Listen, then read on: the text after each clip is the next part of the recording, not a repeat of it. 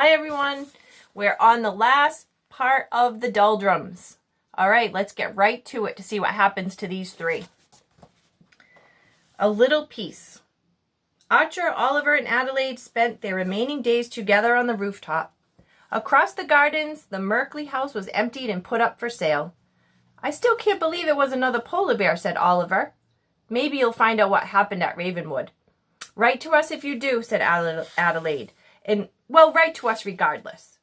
Oliver leaned back on the roof. I wish we had made it to the port, he said. Both Archer and Adelaide turned to him in surprise. It's not that I wanted to go, he clarified, but I guess part of me was looking forward to something new. A big part, asked Adelaide. No, said Oliver, a very small part.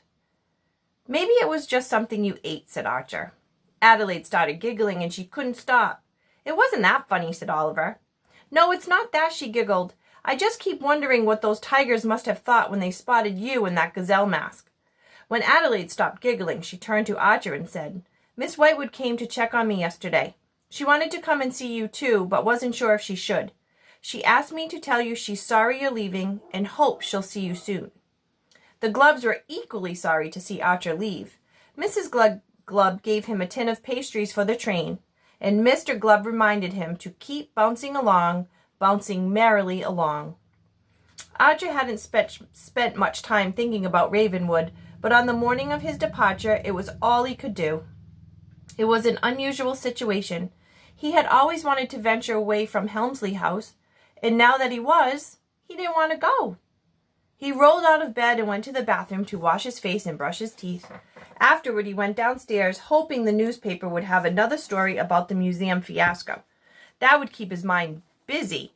They weren't fully aware of it, but Archer, Oliver, and Adelaide were quite famous due to the many stories written about them. Archer opened the front door and bent down to pick up the paper, but quickly dropped it and turned his head. He blinked twice and then once more. He wasn't seeing things. It's Adelaide and Oliver's doing, he thought. Leaning against the corner of the stoop was a green package tied with yellow string. And if it wasn't from Adelaide and Oliver, the delivery man was likely in a rush and had dropped it in a puddle because the box was soaked through. He inspected the soggy parcel. There was an address on it, but the ink had gone running with the water.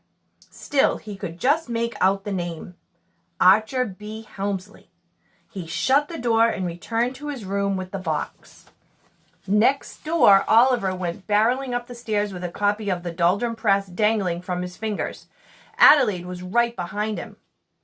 At the same moment, reporters were once again swooping in from all directions to that tall, skinny house on crooked, narrow Willow Street. They held cameras and notepads and shouted questions at Mr. and Mrs. Helmsley, who were now standing in the doorway.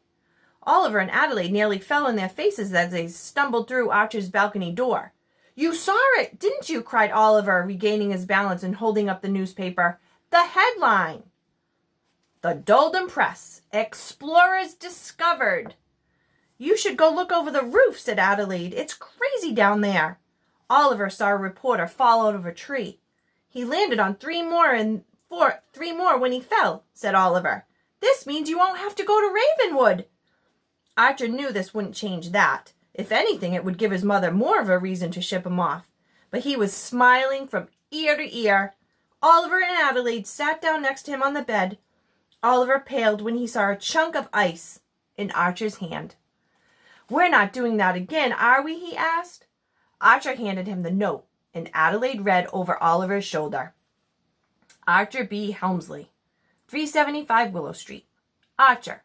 Sorry for the short message. We don't have much time, and it's a long story. But we kept a little piece of the iceberg.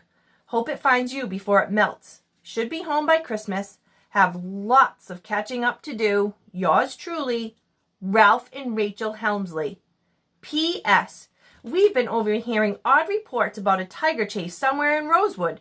3 children were involved. Lucky to be alive. We're amazed. Do you know anything about this? Archer, Oliver, and Adelaide sat quietly staring at one another. Do you think they dug?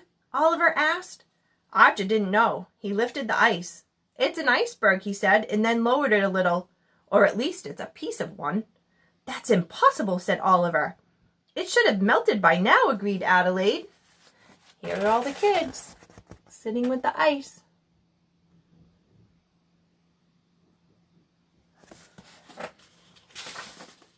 They were both right.